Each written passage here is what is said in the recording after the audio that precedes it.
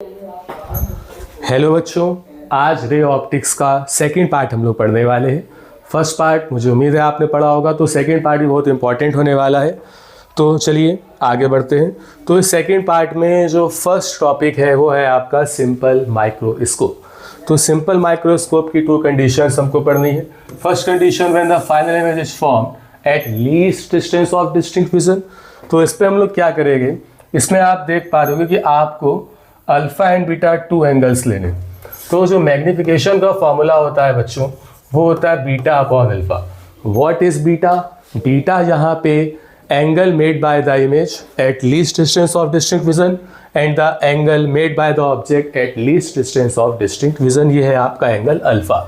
तो जो डायग्राम आप देख पा रहे क्लियरली, ये ऑब्जेक्ट था आपका, टू लाइट रेज गई प्रिंसिपल एक्सिस से पैरेलल, फिर ऐसे फोकस से होके, फिर ऑप्टिकल सेंटर से विदाउट एनी डेविएशन गई। आई से जब देखेंगे तो आपका इमेज यहाँ पे फॉर्म होगा एट कैपिटल डी, यानी कि least distance of distinct vision पर। और मान लिया कि जो आपका object it is placed at distance x. तो आइए देखते हैं।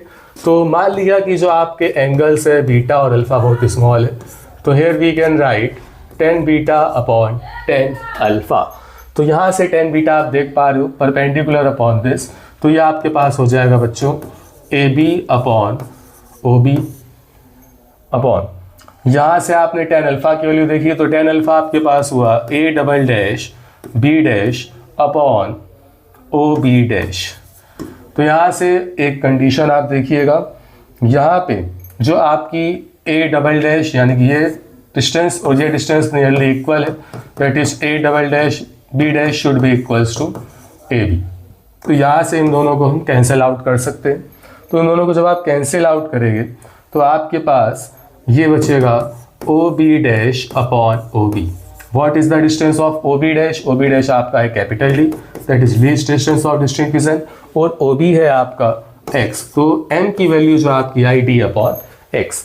तो आपने लेंस फॉर्मूला पढ़ा होगा, क्योंकि ये कॉन्वेक्स लेंस है। सिंपल माइक्रोस्कोप एक्चुअली में एक शॉर्ट फोकल लेंथ का कॉन्वेक्स लेंस होता है।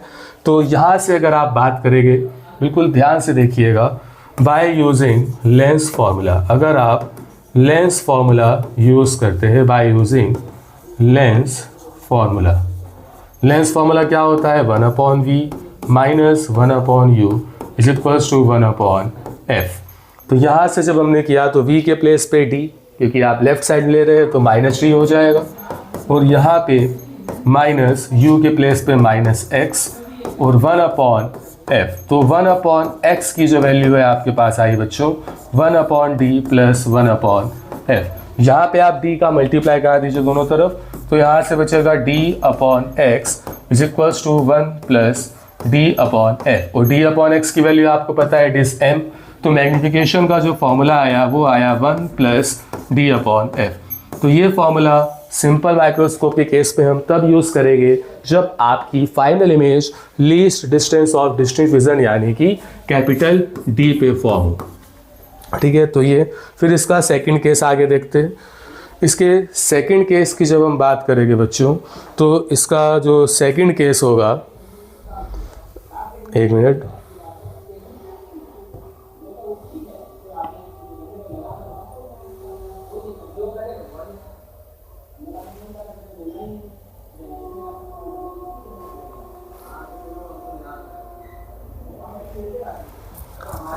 आई थिंक इसका सेकंड पेज नहीं आ रहा, कोई नहीं। सेकंड पेज आपका है जब आपका फाइनल इमेज इन्फिनिटी पे फॉर्म हो रहा है। फाइनल इमेज आपका फॉर्म्ड हो रहा है बेटा इन्फिनिटी पे। इन्फिनिटी मतलब कि आपने ये कॉन्वेक्स लेंस लिया, यहाँ पे आपने ऑब्जेक्ट रखा इन्फिनिटी का, तो आपको पता है कि ऑब्जेक्ट आपका फोकस पे होना चाहिए।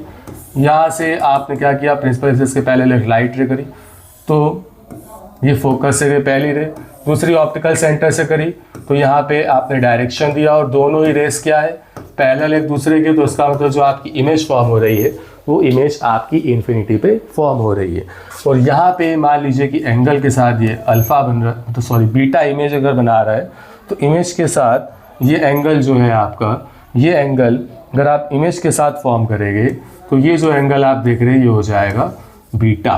और अगर हमने आपको बताया था, मान लीजिए ऑब्जेक्ट आपका ए बी प्लेस्ड है इधर, वो जो लीस्ट डिस्टेंस और डिस्टिंक्ट विजन पर ही है, ये भी आपको ऑब्जेक्ट था ए बी, तो ये लीस्ट डिस्टेंस ऑफ डिस्ट्रीब्यूशन यानी कि कैपिटल डी पे रखा है और यहाँ पे आपका एंगल मेक हो रहा है अल्फा, क्योंकि जो मैग्निफिकेशन की डेफिनेशन थी वो क्या थी, beta upon alpha that is angle made by the image to the angle made by the object at least distance of distinct vision. तो यहाँ से अगर आप 10 बीटा अपॉन 10 अल्फा अगर यहाँ पे यूज़ करेंगे तो 10 बीटा अपॉन 10 अल्फा, तो यहाँ से बच्चों ध्यान दीजिएगा बहुत अच्छे से, 10 बीटा तो जनरली वही आपका ए बी और यहाँ से डिस्टेंस हमने वही लेट कर ली एक्स ऑब्जेक्ट की, एक्स भी कह सकते हैं क्योंकि ये फोकल लेंथ है, तो आप इसको इस तरीके से कह सकते हैं कि एफ से जो डिस्टेंस है वो एफ होगी, ठीक है। तो यहाँ से आपके पास बच्चों आएगा, अगर आप 10 बीटा का यूज़ करेंगे यहाँ से, तो 10 बीटा तो आपके पास simply A B upon F, तो ये हो जाएगा ए बी अपॉन एफ और ये हो जाएगा A B upon capital D, A B to A B cancel out, तो डी अपॉन एफ। तो जो मैग्निफिकेशन का फॉर्मूला है, जब आपका फाइनल इमेज इन्फिनिटी पे फॉर्म हो रहा हो तो m equals to D upon F ये फॉर्मूला यूज़ करते हैं। तो ये आपका सेकंड केस हो गया फॉर द सिंपल माइक्रोस्कोप। फिर नेक्स्ट पे आते हैं, ये न्यूमेरिकल आपको दिया है, एक सिंपल माइक्रोस्कोप है जो कि कॉम्बिनेशन है 2 लेंसेज का, जिसमें पावर एक 15 डायोप्टर और एक पावर है 5 डायोप्टर। तो ध्यान दीजिएगा बच्चों यहाँ से कि अगर हम टोटल पावर की बात करें तो टोटल पावर हमारे पास आ जाएगी P1 plus P2 that is 15 plus 5 20 dioptre. अब यहाँ से बिल्कुल सही समझ गए, हमें फोकल लेंथ निकालनी है, फोकल लेंथ का फॉर्मूला 1/P, तो यहाँ से आपके पास आएगा 1/20 दैट इज 5 सेंटीमीटर। ओके बच्चों, फिर इसके बाद ये आपकी फोकल लेंथ आ गई। अब हमें फाइंड आउट क्या करना है, मैग्नीफाइड इमेज निकालनी है। The final image is formed at 25 centimetre. तो 25 सेंटीमीटर यहाँ पे क्या, least distance of distinct vision, तो इसका फॉर्मूला आपको पता है, m is equals to 1 plus D upon F. तो डी आपका बच्चों 25 है, least distance of distinct vision ये फिक्स होती है 25 centimetre for normal human eye, और एफ आपने जो निकाला वो था 5, तो 1 प्लस 5 ये आपका मैग्नीफाइंग पावर आ गई 6। तो ये आपका एक न्यूमेरिकल है, देख लीजिएगा इसको अच्छे से। तो ये जो सेकंड न्यूमेरिकल आपको दिया है बच्चों, सेकंड न्यूमेरिकल में आपको 5x दिया है नॉर्मल रिलैक्स्ड आई। तो यहाँ से आप क्या करोगे बेटा, m is equals to D upon F use कर लीजिए for normal relaxed eye. Normal relaxed eye का मतलब कि आपकी जो फाइनल इमेज है वो इन्फिनिटी पे फॉर्म हो रही है, तो m आपका 5 है और d 25 और f फाइंड आउट करना है। तो f की वैल्यू आपके पास आई बच्चों 25/5 दैट इज 5 सेंटीमीटर। फिर इसके बाद अगर हम बात करें for far sighted eye, for far sighted eye बच्चों जो आपका फॉर्मूला हो जाएगा m is equals to D dash upon F. Magnification आपको फाइंड आउट करना है, d डैश 40 सेंटीमीटर है और f है 5 यानी कि 8 टाइम्स, ये जो x है वो यूनिट है मैग्निफिकेशन की, तो 8x टाइम्स आपका इंक्रीज हो जाएगा। फिर देखते हैं बच्चों नेक्स्ट आपका topic compound microscope. Compound microscope क्या होता है, जो टिनी ऑब्जेक्ट्स होते हैं हमारे एटमॉस्फेयर में उसको क्लियरली विजिबल करने के लिए, क्लियरली देखने के लिए हम कंपाउंड माइक्रोस्कोप का यूज़ करते हैं। इसमें 2 लेंस होते हैं, पहला एक आपका objective lens and second is eye piece. Objective lens generally आपका शॉर्ट फोकल लेंथ का होता है, जो आपका ऑब्जेक्टिव है वो आपका शॉर्ट फोकल लेंथ, ये आपका शॉर्ट फोकल लेंथ का होता है। वो जो आपका आई पीस है, eye piece large focal length की होती है, large focal length, eye piece is of large focal length. तो यहाँ से देखिएगा बच्चों, यहाँ पे सेम वही case, least distance of distinct vision पे फॉर्म हो रहा है आपका। तो यहाँ से वही जनरल फॉर्मूला, सबसे पहले m nearly beta upon alpha that is 10 beta upon 10 alpha. तो यहाँ से आप देखिएगा 10 बीटा जब आप यहाँ से निकालोगे तो ये आएगा h डैश और ये डिस्टेंस है UE। तो डायरेक्ट हम लिख दे रहे हैं, तो ये यहाँ से आपके पास आ जाएगा a dash b dash upon ये डिस्टेंस आपकी b dash E upon 10 alpha जब करोगे तो 10 अल्फ़ा आपका E से आ जाएगा। 10 अल्फ़ा सिंपली आप लिख दीजिए h अपॉन कैपिटल D, ये जो डिस्टेंस है। फिर यहाँ से 8b डैश की वैल्यू h डैश हो गई और यहाँ से इसकी वैल्यू आपके पास होगी UE, h dash upon UE upon h upon D। तो आपके पास ये आया h dash upon h into D upon U E. H dash upon dash यानी कि मैग्नीफिकेशन ड्यू टू ऑब्जेक्टिव, और D upon U is object magnification due to eye piece. तो यहाँ पे जो आपकी एमओ की वैल्यू है बच्चों वो है आपकी एच डैश अपॉन एच, जिसको हम लिख सकते हैं वी ओ अपॉन यू, ये आपने पढ़ा भी था। और जो यहाँ से आपकी magnification due to eye piece है यानी कि एम ई की जो वैल्यू है बच्चों यहाँ पे ये है आपकी, अगर आप आई पीस के टर्म में बात करते हैं तो ये हो जाएगा डी अपॉन यू ई। ठीक है, तो जब ये आप वैल्यूज़ रखोगे, अगर ये डी अपॉन यू ई कैसे आई, अगर हम इसको केवल एक सिंपल माइक्रोस्कोप के लिए यूज़ करें तो सिंपल माइक्रोस्कोप के लिए 1 अपॉन वी ई और यू ई आपका माइनस का हो जाएगा, तो plus 1 upon U equals to 1 upon F. ये कैसे आया, जनरली हमने यहाँ पे फॉर्मूला यूज़ किया 1 upon V minus 1 upon U is equals to 1 upon F. V के प्लेस पे माइनस डी रख दिया, ठीक है, यहाँ पे आप माइनस डी रखेंगे और जो u के प्लेस पे माइनस का u रख दिया। क्यों किया, क्योंकि आपकी left side from the I piece form हो रहा है। आई पीस को यहाँ पे as a simple microscope treat कर रहे हैं, ये आप लॉजिक ध्यान रखिएगा। और यहाँ से जब आप इसकी वैल्यू देखेंगे तो ये आपके पास आएगा, कलर चेंज करके आपको शो करते हैं। तो जब कलर चेंज करके आप देखोगे यहाँ से तो 1 अपॉन ये आपके पास हो जाएगा माइनस का d, तो 1 अपॉन यू ई आपके पास हो जाएगा 1 upon D plus 1 upon F E. तो वही केस यहाँ पे आपने क्या किया, डी अपॉन यू ई का अगर आप करो तो डी अपॉन यू ई जो आपने सिंपल माइक्रोस्कोप में किया था ये हो जाएगा 1 plus D upon F E. तो यही वैल्यू आपको एम ई में रखनी है। तो मैग्नीफिकेशन का formula V O upon U O into 1 plus D upon F E, ये आपका मैग्नीफिकेशन का फॉर्मूला हो गया when the object is at the least distance of distinct vision. ठीक है, तो ये आपका हो गया। फिर इसके बाद हम बात करते हैं जब आपका ऑब्जेक्ट इन्फिनिटी पे बन रहा है यहाँ पे, तो मैग्नीफिकेशन का फॉर्मूला आपके पास M O into M E तो था, यानी कि magnification due to objective and magnification due to an I piece. तो एम ओ की वैल्यू यहाँ से आप एल अपॉन एफ ओ भी लिख सकते हो। ये एल अपॉन एफ ओ कैसे आया, उसके लिए अगर हम बैक साइड चले तो ज़रा 1 मिनट पीछे देखिएगा कि यहाँ से मान लिया कि जो वी ओ अपॉन यू ओ आया यहाँ से, कि जो आपका इमेज फॉर्म हो रहा है, तो जो इमेज फॉर्म हो रहा है वो नियरली आपका इधर फॉर्म हो रहा है, डी पे हमने मान लिया थोड़ा सा पहले है, बिफोर इसके अप्रॉक्सीमेटली ये। तो इन दोनों के बीच में यानी कि जो डिस्टेंस है वी ओ की वो ऑब्जेक्टिव और आई पीस की लेंथ को शो कर रहा है, ऐसा हमने लेट कर लिया। तो इस वी ओ को नियरली लिखा जा सकता है एल, और यहाँ पे यू ओ जो ऑब्जेक्ट है, यहाँ पे ऑब्जेक्ट नियरली इस फोकल लेंथ के पास में रखी है, तो इसलिए हमने इसको ले लिया माइनस का एफ ओ। तो यहाँ से V O upon U O की value L upon minus F O भी आ सकती है। यहाँ पे एल क्या है, L is the length of tube, length of tube या फिर distance between objective and eyepiece. Tube क्या है, रॉक एंड पॉलीगॉन सिस्टम होता है जिससे हम अरेंज करते हैं ऑब्जेक्टिव और आई पीस की लेंथ को to see more the brighter image. ठीक है, तो ये इसका कंस्ट्रक्शन हो गया। तो यहाँ से वही minus L upon F O आ गया। और एम ई की वैल्यू अगर हम बात करते हैं इन्फिनिटी पे क्योंकि फॉर्म हो रहा है, तो इन्फिनिटी पे फॉर्म होने का मतलब कि जो आपने बैक साइड में देखा ये आपके पास क्या आया था 1 plus D upon F E. और आपने ये भी पढ़ा था कि अगर हम आई पीस को as an simple microscope treat कर रहे हैं और आपकी इमेज इन्फिनिटी पे फॉर्म हो रही है तो ये सिंपली आएगा डी अपॉन एफ ई। तो ये फॉर्मूला आपका एम का आ गया। ठीक है, ये मैग्नीफिकेशन आपका आ गया कंपाउंड माइक्रोस्कोप के थ्रू। तो minus L upon F O into D upon F E. तो चलिए आगे देखते हैं इसके न्यूमेरिकल्स की तरफ। इसमें लिखा है you are given two converging lens of focal length this and this. हमने आपको बताया था कि जो आपका कंपाउंड माइक्रोस्कोप है उसमें ऑब्जेक्टिव का जो फोकल लेंथ होता है वो शॉर्ट होता है और आईपीस का फोकल लेंथ लार्ज होता है। तो सबसे पहले अगर हम इसको एफ ओ लेट करेंगे ऑब्जेक्टिव का तो ये हो जाएगा 1.25 सेंटीमीटर और एफ ई आई पीस की फोकल लेंथ जो लार्जर होगी वो हो जाएगी 5 सेंटीमीटर। अब इससे कंपाउंड माइक्रोस्कोप बनाना है and it is desire to have a magnification of 30। तो एम की जो आपकी वैल्यू है बेटा वो आपकी होगी 30।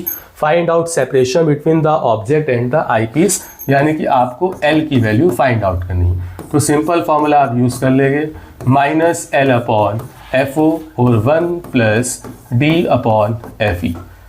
तो यहाँ से आप लेंथ फाइंड आउट करनी है, मैग्नीफिकेशन आपका 30 और एफ ओ की जो आपकी वैल्यू है एफ ओ आपका गिवन है 1.25 सेंटीमीटर और 1 प्लस डी आपका लीस्ट डिस्टेंस और डिस्टिंक्ट विजन 25 और ये 5, तो ये हो गया आपके पास 6।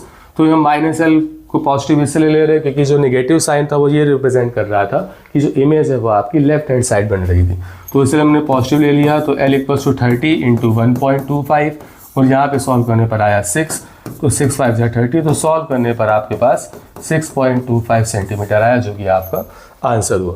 तो ये न्यूमेरिकल। फिर बात करते हैं बेटा नेक्स्ट, जो नेक्स्ट न्यूमेरिकल है वो आपका है कंपाउंड माइक्रोस्कोप है। इसमें ऑब्जेक्टिव लेंस यूज़ कर रहे हैं, फोकल लेंथ यानी कि FO आपको गिवन है 4 centimetre and the eyepiece of focal length 10 centimetre, यानी कि FA की वैल्यू आपकी गिवन है बेटा 10 सेंटीमीटर।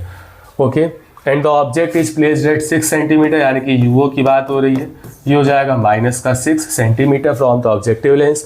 आपको मैग्नीफाइंग पावर बतानी है कंपाउंड माइक्रोस्कोप की, कब? When the final image is formed at the near point. ये ध्यान रखिएगा, फाइनल इमेज जब नियर पॉइंट पे फॉर्म्ड आउट हो रही है तो आपको सबसे पहले VO की वैल्यू फाइंड आउट करनी पड़ेगी।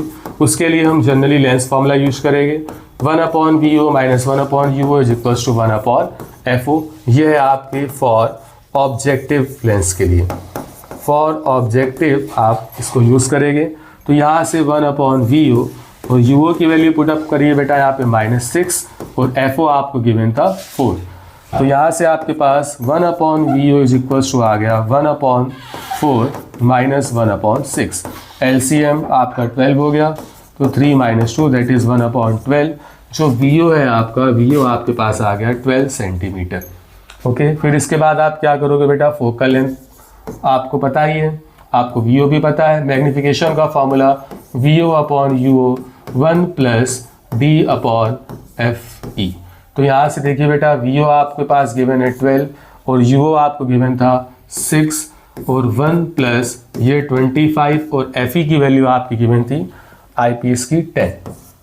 तो इसको आप सॉल्व कर लीजिए, तो ये हो जाएगा 2, LCM हो जाएगा 2 × 35/10 हो जाएगा 5, तो टोटल आ गया 7। मैग्नीफिकेशन आपके पास आ गया 7। फिर next calculate the length. Length find out करने के लिए जब आपका इमेज नियर पॉइंट पे बन रहा हो, दैट इज कैपिटल D पे बन रहा हो, तो फॉर्मूला होता है इसका VO + UE। UE आपको निकालना है। UE क्या है? आईपीस के लिए जो आपको ऑब्जेक्ट का वर्क कर रहा है। तो जो फाइनल इमेज है यहाँ पे आपका फॉर्म हो रहा है D पे, तो ये -D हो जाएगा। FE आपको बच्चों दिया ही हुआ है 10 सेंटीमीटर और D की वैल्यू भी आप जानते हो -25 सेंटीमीटर। यहाँ से आप UE निकाल लेंगे। 1/UE = क्या हो जाएगा फॉर्मूला आपके पास, आपका फॉर्मूला लेंस का था 1/V - 1/U = 1/F। तो 1/UE आपके पास हो जाएगा 1/VE - 1/FE। तो VE आपका 25, तो -25 और FE आपके पास -10। जब LCM लेके सॉल्व करेंगे आप, तो UE की वैल्यू आ जाएगी 50/7 माइनस में। लेकिन यहाँ पे हम वैल्यू मॉड में लेंगे, क्यों? क्योंकि नेगेटिव साइन मैथमेटिकल नहीं है, ये आपकी डायरेक्शन को रिप्रेजेंट कर रहा है। That is the object is placed towards the left from the lens. तो ये आपका UE हो जाएगा। फिर इसके बाद इस फॉर्मूले में जब आप पुटअप करोगे तो आपके पास 12 प्लस और जो भी इसकी वैल्यू है दैट इज 50/7 ऐड कर दोगे तो आपका फाइनल आंसर आ जाएगा। फिर चलिए आगे बढ़ते हैं हम लोग। आगे है आपका एस्ट्रोनॉमिकल टेलीस्कोप, जो लास्ट टॉपिक है आपका इस पूरी रे ऑप्टिक्स में।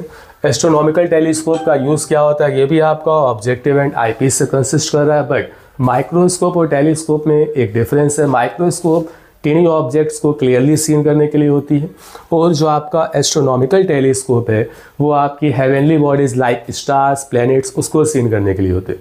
दोनों में छोटा सा डिफरेंस कंस्ट्रक्शन का। इसमें जो आपका ऑब्जेक्टिव है वो लार्जर फोकल लेंथ का होता है और जो आईपीस है वो शॉर्ट फोकल लेंथ की होती है। बस यही डिफरेंस है दोनों में, यानी कि माइक्रोस्कोप का जस्ट रिवर्स। इसमें भी जब आप बात करेंगे, जब आपका फाइनल इमेज लीस्ट डिस्टेंस और डिस्ट्रिक्ट विजन पे हो रहा हो, तो m का फॉर्मूला सेम वही β/α, दैट इज नियरली 10 β/10 अल्फा। तो यहाँ से बीटा की वैल्यू जब आप देखोगे बच्चों, डायरेक्ट मैं लिख रहा हूँ यहाँ से, ये आपका बीटा एंगल है। यहाँ से दिस हाइट अपॉन ये जो आपकी फॉर्मूला 10 का परपेंडिकुलर अपॉन बेस, परपेंडिकुलर आपका ये हो गया और बेस हो गया this one that is UE। तो ये आपके पास आ जाएगा बेटा A' B' अपॉन UE और जब आप अल्फ़ा की बात करेंगे तो अल्फ़ा भी a dash b dash upon this, ये आपकी होगी focal length FO, a dash b dash upon FO, तो आपके पास ये आएगा FO अपॉन UE, ये आपकी m की वैल्यू आ गई। ठीक है, फिर जब आप इसके बाद बात करोगे यहाँ पे नेगेटिव साइन भी लगेगा क्योंकि जो FO है वो आपका नेगेटिव साइड में आ रहा था। अब इसके बाद जब हम बात करेंगे UE नेगेटिव में था, फिर इसके बाद जब आप जाओगे लेंस फार्मूला अगर आप यूज़ करोगे, लेंस फार्मूला इन कहाँ पे आई पीस पे, lens formula in I piece, तो 1/VE minus 1/UE is equals to 1/FE। तो यहाँ से VE की जो वैल्यू है आपके पास, ये आपका कैपिटल D पे फॉर्म हो रहा था, तो VE के प्लेस पे तो आपने कैपिटल D रख दिया विद नेगेटिव साइन, और माइनस का 1/UE, ये भी माइनस है तो माइनस माइनस यहाँ से प्लस हो जाएगा, और FE ये हो गया आपके पास, तो 1/UE is equals to 1/D plus 1/FE। यहाँ से आप 1/FE कॉमन ले लीजिए, तो आपके पास बचेगा 1 plus FE upon D, that is 1/UE की वैल्यू है वो आपके पास 1/FE in bracket 1 plus FE upon D आ गई। तो ये जो मैग्नीफिकेशन का फॉर्मूला था आपके पास FO अपॉन FE, तो जब आप इसको सॉल्व करोगे तो उसको सॉल्व करने पर जो FO अपॉन FE का फॉर्मूला है, ये मैग्नीफिकेशन कुछ इस तरीके से आपके पास आएगा। ये आपके पास आ जाएगा minus FO upon FE in bracket 1 plus FE upon D। ये फॉर्मूला आपके पास आ गया कब, when the final image is formed eight least distance of distinct vision from the astronomical telescope. चलिए फिर आगे बढ़ते हैं। आगे जो सेकंड केस है आपका, जब इन्फिनिटी पे इमेज फॉर्म हो रहा होता है, तब आपका जो मैग्नीफिकेशन का फॉर्मूला है, जब आप फॉर्मूला यूज़ करेंगे tan beta upon tan alpha से, तो simply beta upon alpha are the very small angle, तो यहाँ से tan beta upon tan alpha, तो बीटा तो जनरली आपके पास ये हो जाएगा, बट अब यहाँ पे जो होगा ये हो जाएगा FE।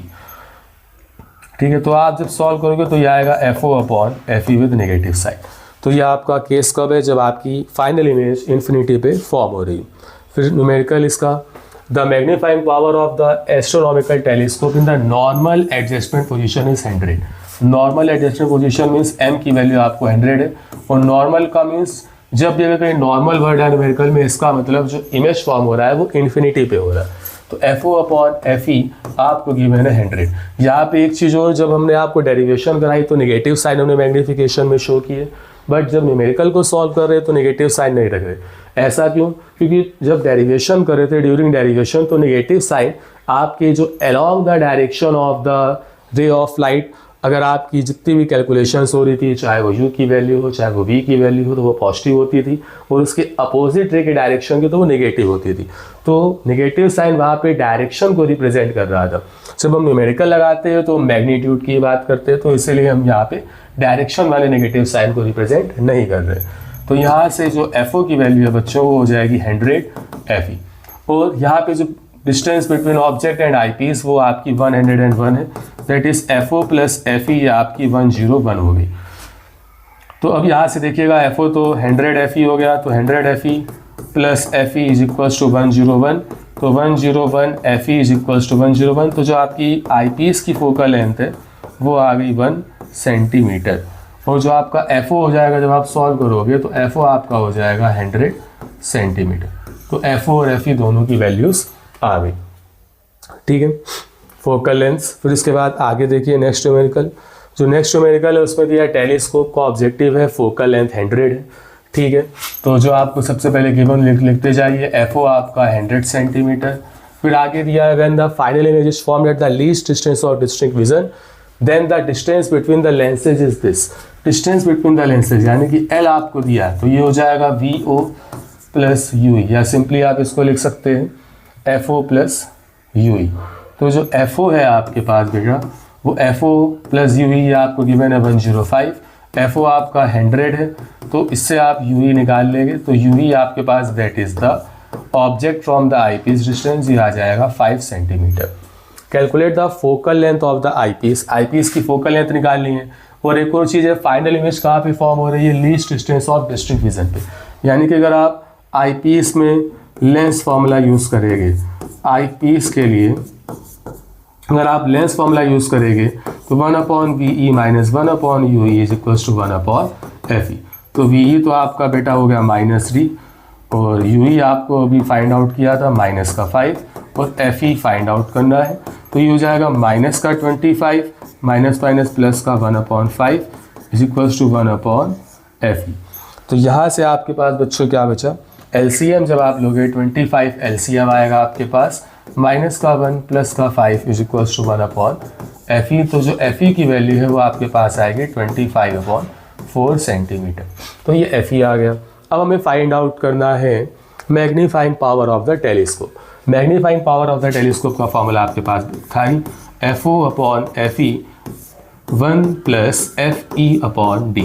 ये फॉर्मूला आप यूज़ कर लीजिएगा। आपको FO भी पता है, FE भी पता है, कैपिटल D की वैल्यूज पुट अप कर लोगे तो ये न्यूमेरिकल आपका इस तरीके से सॉल्व हो गया। फिर जो लास्ट न्यूमेरिकल जो इस बार के लिए इंपॉर्टेंट है, ज़रा ध्यान से देखिएगा, ये पूरा कॉन्सेप्चुअल क्वेश्चन है जो इस बार आ सकता है। Which two of the following lenses L1, L2 and L3 are used in objective and eyepiece for the telescope? तो अगर हम टेलीस्कोप के लिए आपको एक टेबल गिवन है और बताना है कि टेलीस्कोप के लिए हम इन आउट ऑफ 3 कौन से 2 लेंस ले सकते हैं जो ऑब्जेक्टिव और आईपीस के लिए वर्क करे।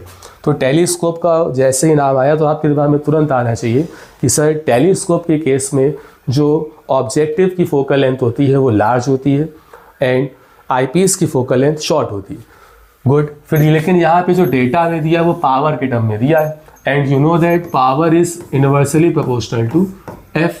फॉर्मूला आपने पढ़ा था P = 1/F, यानी कि अगर पावर लेस है it means that focal length ज़्यादा होगी। तो सबसे ग्रेटर फोकल लेंथ किसकी होगी, जिसकी पावर सबसे कम है। पावर सबसे कम है L1 की। तो टेलीस्कोप के लिए जो हम ऑब्जेक्टिव लेंस का यूज़ करेंगे एज एन ऑब्जेक्टिव वो यूज़ करेंगे L1 का।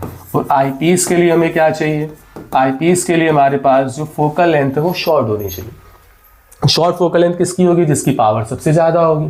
तो सबसे ज़्यादा पावर L3 की है और L3 का हम यूज कर देंगे आईपीस के लिए।